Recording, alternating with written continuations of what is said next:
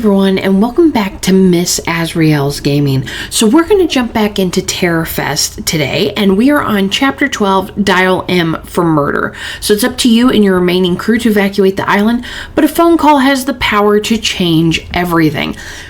So if I remember right from last week, basically everything went out the window because the detective was murdered. The mayor was murdered. The creepy guy, I can't remember his name, but they called him Creepy Guy in the very first chapter.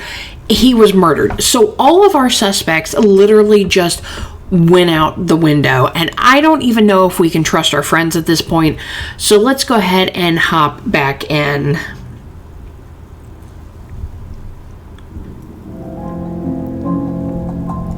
Chapter 12, Dial M for Murder. You watched horrified as the paramedics load the last of the bodies from the station into an ambulance. Your friends stand with you silent as you watch them go.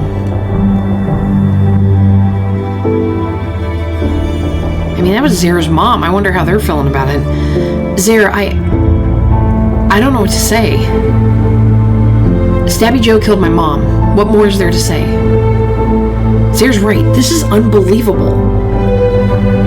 And just feet away from all of these people.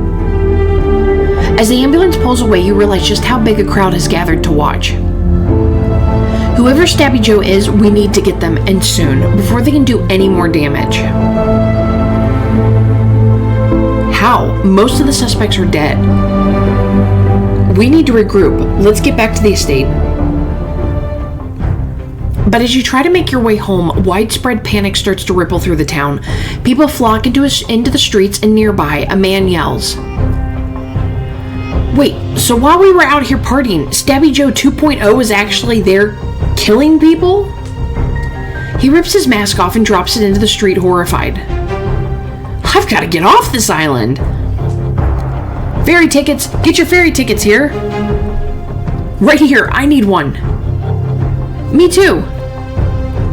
As the news spreads through the town square, fear quickly turns to hysteria, and the crowd starts to take on a life of its own, swaying and knocking you around. See, this is why I didn't want to, admit that one time when we kind of sided with the mayor, that's what was going to happen. Everybody was just going to panic and freak out and probably would have started, heading for the hills, which technically they probably should have.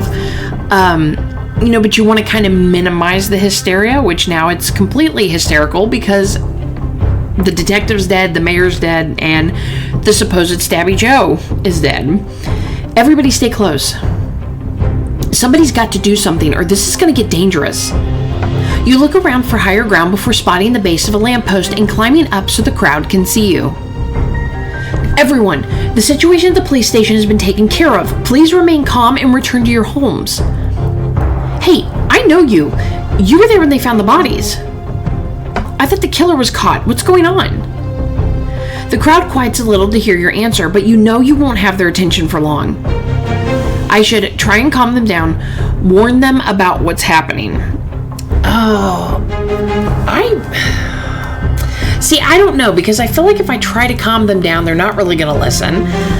If I warn them about what's happening, it could make things worse.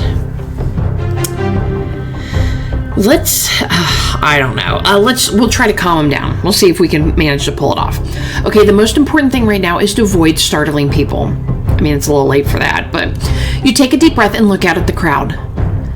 I'm not really sure, but what I know right now is that you will be safer in your homes than you are out here. I know you're scared, but pushing and shoving isn't going to help matters. Mama, I want to go home. I know, honey. Please, let us out. You motion for the crowd to make way, and the grateful family disappears down the street in peace. Please, go home, spend time with your families, and try not to panic. Everything is going to be okay. Well, I'm not waiting around to get murdered. I'm getting the hell out of here. Another crowd members yell their agreement, and as a stampede heads for the dock, you try to stop them. Wait, we can't all leave at once. People will get hurt. We're overwhelmed the ferry system. It'll be chaos. Trust lost. The townspeople are no longer on your side. Yeah, I probably guess I should have omitted things to begin with, but... And whose fault is that we're all still here? If you just told us after that you caught that guy, we could have gotten out of here already. Instead, you towed the party line and supported that mayor. She got what she deserved, and and if anyone else dies, it's on you. As the crowd turns against you, you can't help but feel guilt and shame. I'm sorry, I was just trying to keep everyone calm, and you can apologize for the rest of the day as far as I care, but I'm getting off this island. Please, everyone needs to... But no one's listening to you anymore, and as you look out to the area where your friends were standing, you find it overrun with fleeing partiers. Guys, where are you? Azrael. You scan the crowd and find Tyson fighting against being carried away by the current of people. Tyson! Deeper in the crowd, you think you spot the back of Zare's head, and further still, you see Coda doing his best to avoid being knocked into the harbor. Hey, stop pushing! This crowd is insane. I need to get them out of there. You look around desperately, and your eyes land on a vendor's discarded bullhorn. Use the bullhorn to bring order to the chaos, retrieve your friends, and boost your fortitude score. Well, we know what we're doing. We're going to use the bullhorn. Attention, attention. You jump down into the crowd to pick up the bullhorn and hold it to your mouth. Hey, everyone, listen up. At once, the crowd slows their pushing and shoving, and as they look for the source of the noise, you steel yourself. I know the situation is crazy, but I was born and raised here, so I've seen what we can do when we all pull together. Instead of giving in to fear, allow your better angels to guide the way. My better angels doesn't need a seat on a ferry to get out of here. He can fly. Half of the crowd agrees, and as they resume their push to the docks, the other half of the crowd fights to stand their ground. Hey, stop shoving! I have to say something to get everyone organized before someone gets hurt. I'll shame them a little, use humor. Oh god, I don't know. I mean, every horror movie, there's usually some kind of humor to it. Because, I mean, we got the bullhorn, so it doesn't really matter what we do. It's more than likely going to work out for us. But let's do what every horror movie does. They always give you that little bit of humor. Let's do that. Come on, you guys. Even the people on the Titanic let women and children go first. F those kids. What about me? Whoa, alright, MJ. Calm down, you'll get your turn. A few laughs and groans ripple through the crowd, and as the man pipes down in shame, you can feel the tension break. But first, let's try to get any families with children to the front. With everyone a little calmer, you're able to climb down into the crowd, careful to keep a relaxed smile on your face. Try and make a line to one side of the path, everyone. As the crowd shifts into a more or less single-file line, you see Tyson jogging towards you. Azrael, thank God. I thought I was going to get crushed. I just hope it holds long enough for us to find Zare and Coda. I can't see anything in this crowd. I think I saw Coda by the docks. Come on. You follow him towards the water, and though the crowd around Coda is large, he's able to excuse himself and slip through to meet you. I've never been claustrophobic, but I definitely get it now. Nice work with the bullhorn, Azrael. Orderly fashion, you got the crowds to calm down. I couldn't leave you guys out there on your own, now could I? But as you look around the crowd, you notice someone's missing. I was going to say we didn't get Zare. Have either of you seen Zare? Not since we all get separated. Do you think they're still caught up in the crowd somewhere? Maybe. I was pretty sure I saw them from that lamppost earlier. But as you look around at the chaos filling the streets, a haunting thought occurs to you. But what if the killer got to them while we were all distracted? Terror fills you, but you will it down. Stop freaking out and focus, Azrael. There's got to be some way to find them. I should check my friend finder or call them. Let's check friend finder. You whip out your phone and quickly pull up the app before waiting for Zare's contact picture to auto-populate. Come on, come on. But when it does, the coordinates stop in the middle of the street with heavy foot traffic. Zare's unavailable for tracking, sharing last known location. As you zoom in to see where they could have been headed, Coda calls out to you and Tyson. Hey, I think I see them at the end of the dock. Are you sure? I was pretty sure I just saw them get in line for the ferries. Well, I'm looking at their last location, and it looks like they were headed back downtown when their phone died. There are only a few places they could go to charge it in public. We should check there. But you turn to see even more people have joined the line, covering every available space.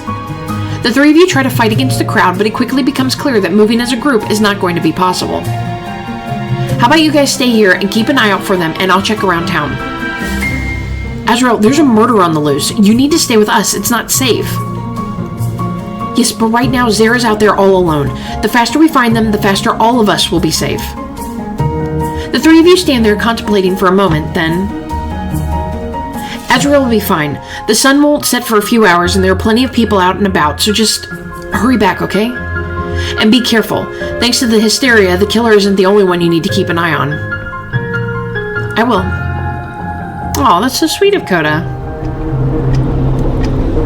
As you walk through downtown, you find that usual busy streets are completely empty. Shops are closed, and all of Zara's usual haunts are ghost towns. Come on, Zara, where are you? Your mind races, and the longer you go without answers, the more the panic builds. What if they're out there somewhere in need of help? If I can't find them, then... You feel yourself spiral, the pressure within you immense as you imagine the killer standing over their lifeless body, knife dripping, blood fresh from the kill. You're too late. No. You force your eyes shut and take a deep breath, counting backwards from 10 as you inhale. Staunch, your fortitude helped you calm down. None of this is real. Zara could be perfectly fine, but if I panic now, I may never find out. Don't panic, Azrael. Just keep going. As you exhale, you force out the stress, allowing your mind to focus on the sound of footsteps approaching. Azrael? You look up to find your longtime neighbor Hansen approaching you, a look of concern on his face. Or Hassan, excuse me. Are you alright? I've been better, but I've also been worse. Why don't you tell me what's wrong? Maybe I can help. Well, I'm looking for a friend of mine. It would be easier to tell you what's right. Let's go with I'm looking for a friend of mine. Zara Jackson? Mayor Jackson's kid, right? I heard about their mother. That poor woman. How are they holding up? I don't know. I think their phone is dead because I tried reaching out, but I didn't get an answer. I'm worried something's happened to them. I worry for all of you children. I just sent my own to visit family on the mainland, and the docs were like nothing I've seen. I don't think anyone has. People are desperate, and it's making us act out of character. I never really thought of Morlake Island as a true home, but I don't even recognize this place anymore. Take it for someone who knows. You'll know many homes in your lifetime, and you'll find not all of them are places. Sometimes, most times, home can be found in people. As Hassan heads in the direction of his estate, he calls out to you over his shoulder. You should try reaching out to your friend again. I know with my kids, if I take away one beep-doop machine, 2 more spring up in its place. Can't hurt to try. With a wave, you pull out your phone and shoot Zara a text, but as you check your inbox, a name catches your attention. Bex St. Regis. Wait, the killer had Bex's phone. I may not be able to get a hold of Zara, but I bet I know who will pick up. Shakily, you click on Bex's contact. And as the call connects on the 3rd ring, you feel the panic in your chest change shape into a hot, burning rage. Hello, Azrael. What a surprise.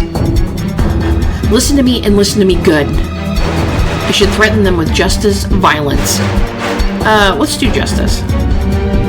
If you did something to Zara, I won't stop until you're rotting in a cell for the rest of your life. Do you understand me? So, just to be clear, the other deaths were totally okay, but Zara's where you draw the line? I hope they're flattered. I know I would be. So you're joking now? This is all funny to you? I'm not joking. I'm jealous. You called me to talk about someone else. How should I feel? Cut the crap and tell me where Zara is. How would I know? Because you took them.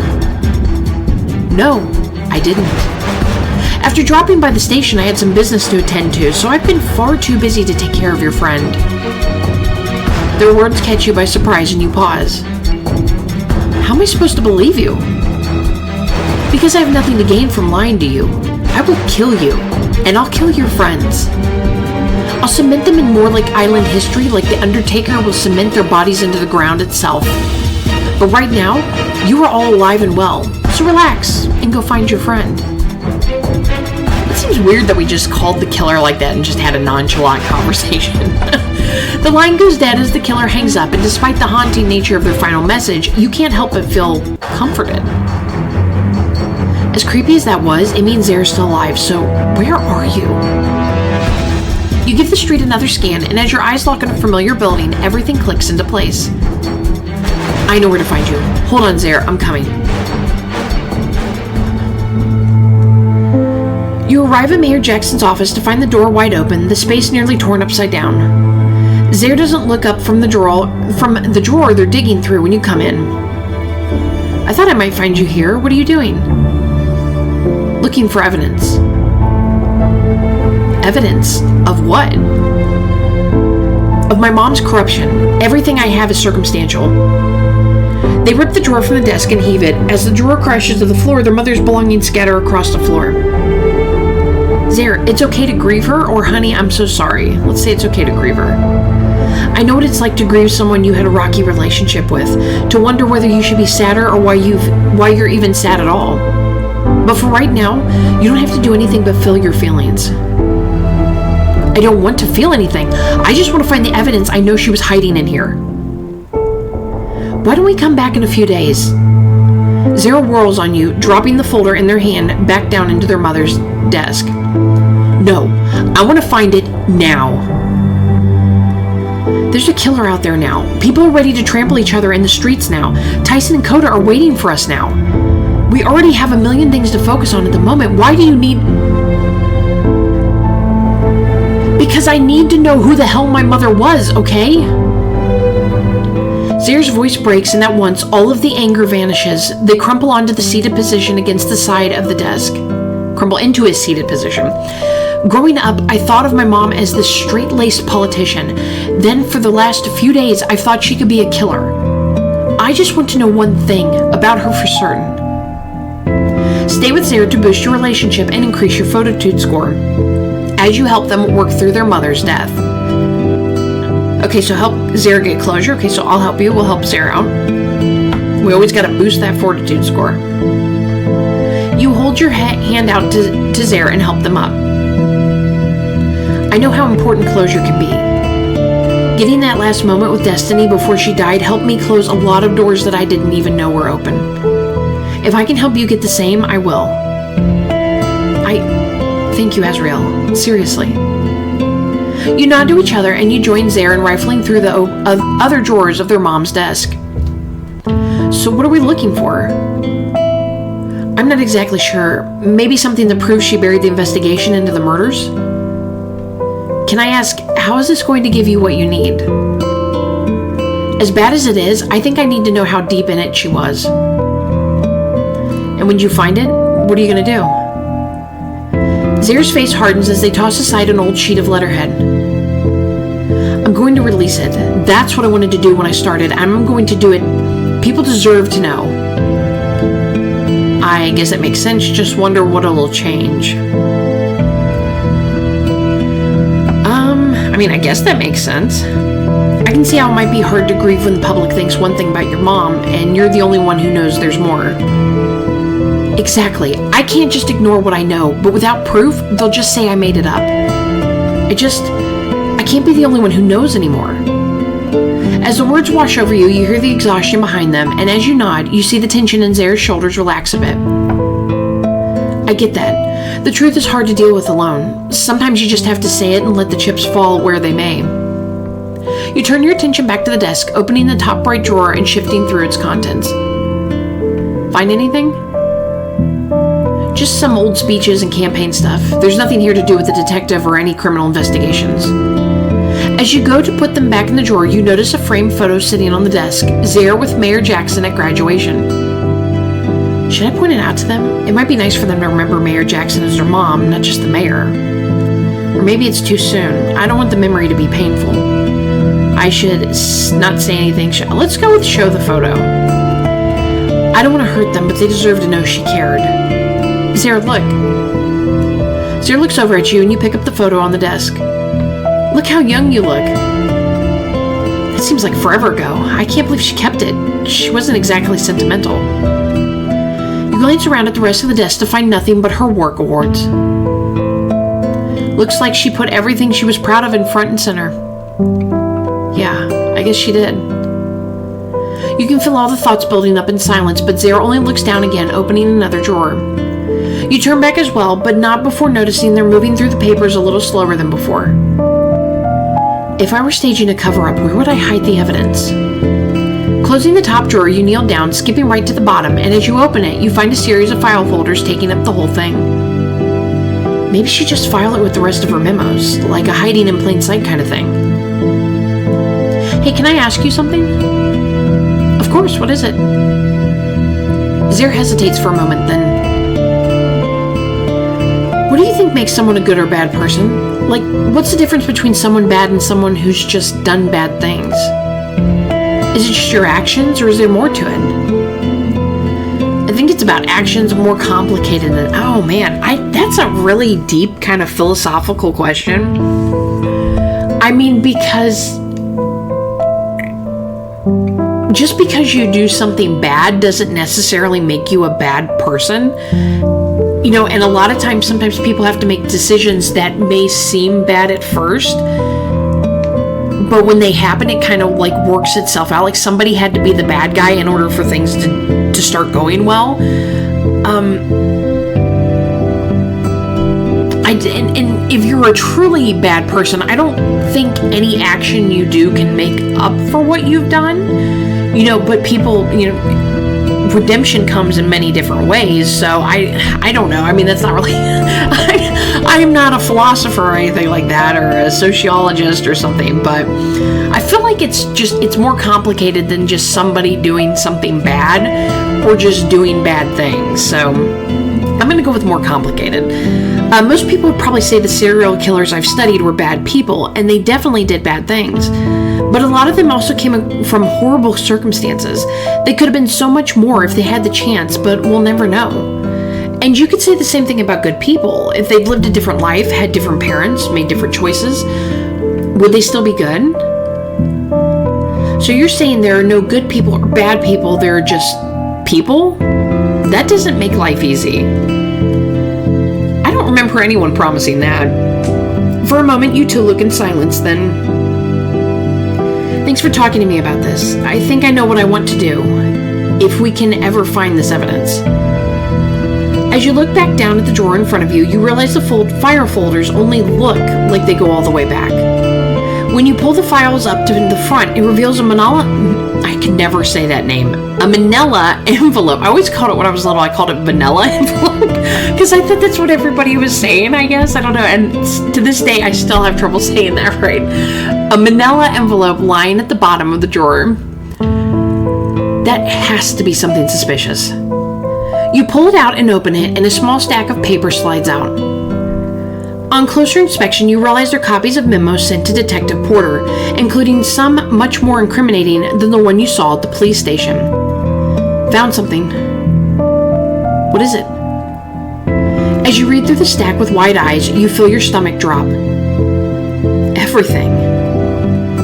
You hand over the packet to Zare, watching their face carefully. The question is, what are you going to do with it? Dead and gone, Zare chose not to reveal the truth. Zare stares at the packet in their hands, then walks over to the shredder in the corner, flicks it on, and slips the paper in one by one. Marissa Jackson was a lover of literature and a hater of the mullet. She was a talented speaker, but her words could cut deep. She was the first female mayor of Morlick Island, and a woman who cared about her job and her image so much that she let people die to protect them. She was a human being who made terrible decisions out of selfishness and greed, and she was my mother. Sounds like you know who she is after all. For better and worse. Thank you for saying what you did. I needed to hear it. Anytime. Now we need to get to the others and head back to the estate to regroup. Ready? Yeah, let's go. You shut off the lights, and together you and Zare slip out of their mother's office without a single look back. You and Zare hurry through downtown, running through the empty streets towards the docks to regroup with the others. But as you grow closer, you find the line for the ferries has stopped moving, and the people are practically feral. Let me on now, or so help me, the killer will be the least of your worries. Oh my god. Azrael, Zaire! You turn and find Tyson and Koda wrestling to get through the crowd to meet you. We've got to go. Why? What's going on? Why are people so upset? Someone's been sabotaging the ferries. One by one, they've all failed, and they just announced no one else can leave the island. Oh, that's what Stabby Joe was busy doing. And people are not taking it well. That must have been what the killer meant when they said they would be busy today. A boathouse window shatters as the crowd turns angry and Zaire looks around with wide eyes. It's turning into a mob. Ty's right, we can't stay here. Let's get back to the estate. We'll batten down the hatches there and ride this thing out.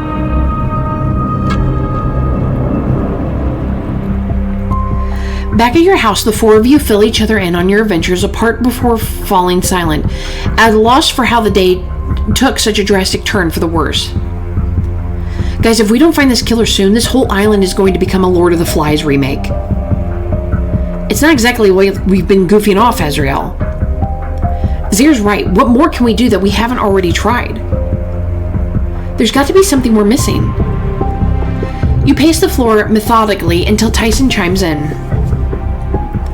Why don't we list everything we know about the killer? There's a chance that between the four of us, we know more than we think we do. Well, they definitely have it out for us. When I talked to them earlier, they made it clear they wanted us all dead. Maybe we made an enemy of someone. Maybe, but they don't mind killing other people too. It seems like some of the killings are targeted and some aren't.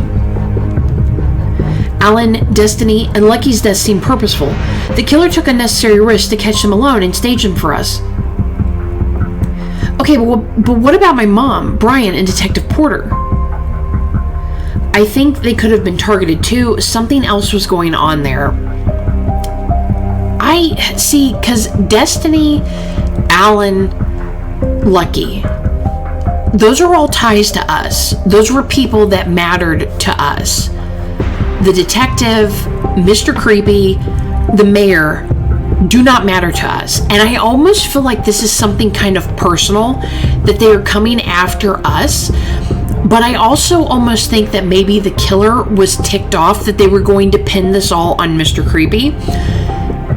I feel like there might be something else going on there, because I almost feel like the killer, he or she, was extremely insulted by the fact that they were going to pin this on somebody else. And the real killer might have such a massive opinion of themselves that, so narcissistic that nobody else is going to take credit for this. And if they arrest Mr. Creepy, he's taking credit for the murders. So I kind of feel like that there was something else going on there. It could have been as simple as he killed them because they were going to let somebody else take the fall, and the killer's not having that. So I'm going to go something else is going on there. What I've profiled so far makes me think the killer wants attention. I mean, they were kind of peeved when I called and only wanted to talk about Zaire. Not to mention, you were about to march the island's entire journalism department into the station and point the finger at Mayor Jackson and Detective Porter. The story would have been huge, and Brian would have been forever known as the guy they screwed over. Now all anyone can talk about is the killer. If that doesn't scream, Azrael, please notice me, I don't know what does. See, this has something to do with our character. Okay, fair. In other news that you might not know, Destiny was seeing someone. Who? I don't know. She was supposed to tell us all that night at the party, but, well, we all know what happened there.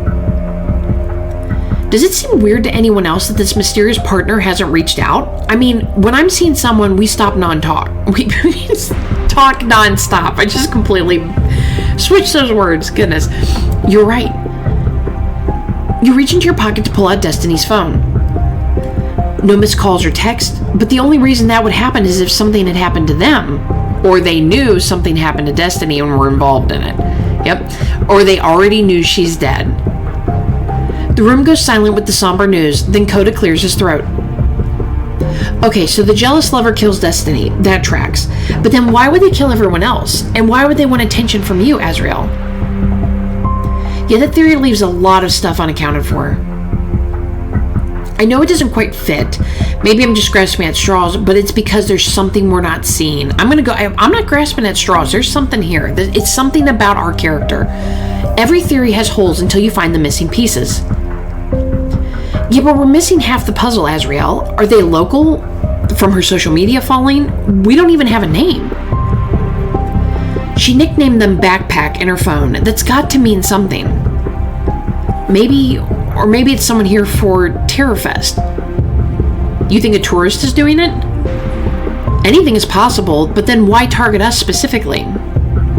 That's true. A tourist wouldn't have a reason to go after us. Unless they did know us, like someone from college or something. Or maybe some crazed fans of Destinies? We're not getting anywhere. We're just talking ourselves in circles. Half the town is dead, and at this rate, we might as well resign ourselves to joining them. Your friend steered back, clearly not expecting the outburst. Okay, I think everyone just needs a minute. It's been a rough day. Let's take a break and meet back here in 30. Zare and Coda nod, and as they slip out of the room, Tyson puts a hand on your shoulder. Are you okay? No! A murderer is running around killing everyone I know and love, and no matter what I do, I can't stop them. You feel tears well up behind your eyes and try to blink them away. All these mind games and trying to figure things out, I'm just tired. I can't keep this up anymore. As you hang your head, Tyson checks the time on his phone, slaps his thigh, and climbs to his feet. Here, come with me. I want to show you something. You nod and let him lead you out of the living room down the hall. And into the solarium. Sunset bursts through the glass at every angle, splattering the last of the day's rays over everything in sight. Wow, I haven't been here in years. This was always my favorite room in your house. I've yet to have a sadness that a golden hour in here couldn't cure. In the warmth of the solarium, with the sun shining down in your face, you start to feel yourself relax for the first time all day. I know that things are hard, and when the sun goes down, nothing will have changed. But I just thought you needed the reminder that there are still good things in the world, and more than that, that you can handle the bad ones. What did I do to deserve you? He smiles and reaches one hand up to wipe at your tear-streaked cheeks before pressing a kiss to your lips. You have an amazing, brave, relentless spirit. If anyone lucked out here, it's me. Tyson pulls you into a strong, warm hug and nestled in his arms, warm in the sunlight. You feel comforted in a way you haven't felt in a long time. What do you need, Azrael? What else can I do? Spend an intimate moment with Tyson to increase your relationship and boost your fortitude score. Hook up with Tyson. I need you. I feel like we've done that a lot in this game. You pull away just enough to look up at him. Actually, there is something you could help me with. You crash your lips into his, desperate to taste him again, and he meets your intensity with his own. I haven't stopped thinking about this since the last time. Me neither. You pull him back to you, bringing your hand up to rest on the back of his neck as he slides both of his down to your hips. I love the way you touch me. Then how's this? Large hands squeeze your rear, pulling your hips into his. Oh, that's so good. Tyson walks you back to the wooden table, and as the backs of your thighs meet the edge, a single thought crosses your mind. I need him on top of me, should push him down and get on top. You know what? Let's take charge. We're going to take charge. You push Tyson down on the tabletop before climbing on top of him and straddling his hips. Your hand finds his chest and pushes him flat on his back. Down, boy. That's going to be kind of hard, honestly. Yeah, prove it. You throw your arms around his neck, kissing him deeply and rocking your hips forward on his lap. Azrael. Your lips trail down his jawline, and Tyson grabs his foggy glasses in a fist and discards them without a care. Soon, kissing isn't enough for either of you anymore, and you pause just long enough to shed your clothes. I could stare at you forever. Me? Look at you.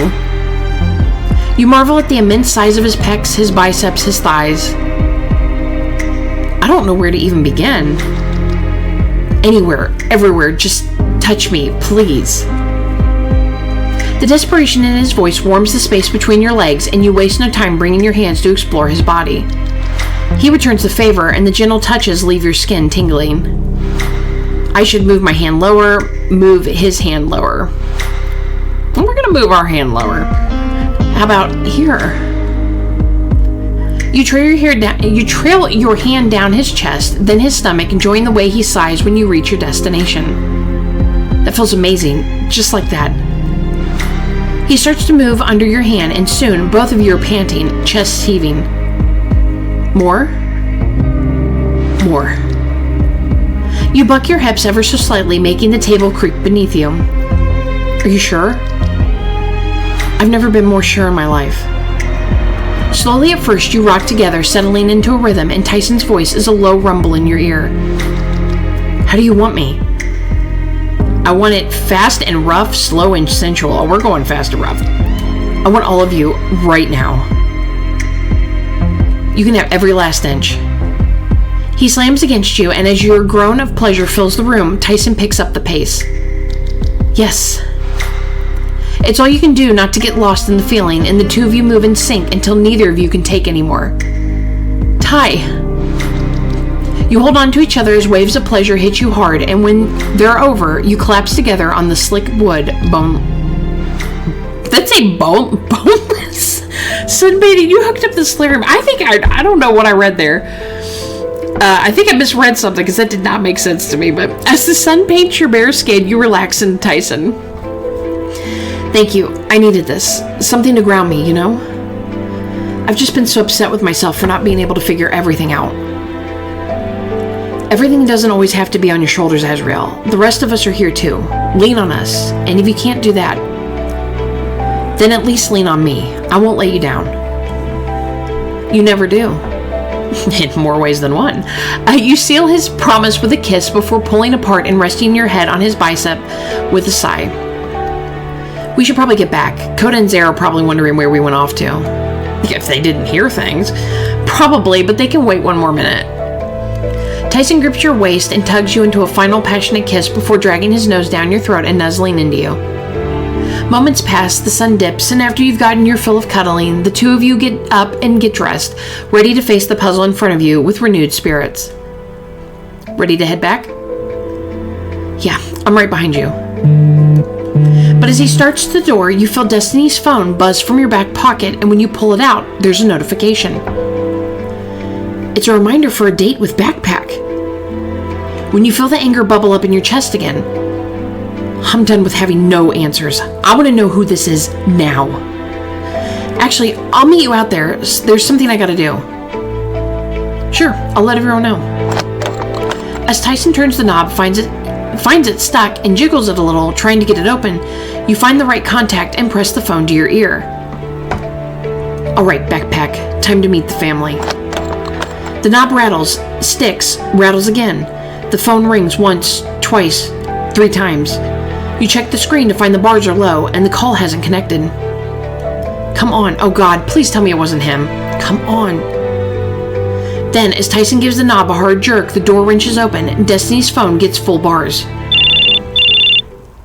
And the sound of the phone ringing in Tyson's pocket stops you both short. Oh my God, Tyson! You two-timing bastard! Oh my God, it's tavern talk all over again for me. Oh my God. Oh, just when we had like the one person we thought we could trust, you know, our love interest, whoever that is for you. Because I'm assuming it could be Coda if you were hooking up with Coda. It could be Lucky if Lucky's still alive for you, because I know she's a romance option. It could be Zare. Oh my God. Oh my God. Oh my God. No, Tyson. No. And I finally got your name right. And you do this to me. Oh my goodness. Okay, so I'm so excited for next week's chapter. So we have chapter 13, 1313 Dead End Drive, which is hilarious because I had that board game when I was a kid. love that board game. It was a lot of fun, but I just love the name of that one. But so with a suspect in your sights, can you get definitive proof before the killer strikes again? With a suspect in your sights, does that mean that it's Tyson? I mean, I have had people give me theories that they think that Tyson's the killer. I really, really hope not, because that sucks. I don't want my love interest to be the murderer, but it would make sense, sleeping with the enemy. That's how he keeps me on his good side. He keeps hooking up with me. So, but I hope you have all enjoyed TerrorFest so far. The last couple of chapters have been really, really good. Like, it almost feels like they're going to be slow, and then they get us right there at the end, and it's like, oh my gosh, I need the next chapter so bad. So, let me know down in the comments down below your theories. Do you think Tyson's involved? Do you think maybe it just happened to be that he got the phone call at the same time we were calling? Oh man, I really hope not, because that also says right there that our sister, the rules she set where we weren't allowed to date within the group, she kind of lied about that. But it makes sense that she would hide his name because he is in the group. So, but yeah, like I said, let me know down in the comments your theories. Please leave me a like, subscribe if you haven't, and I'll see you next time. Bye.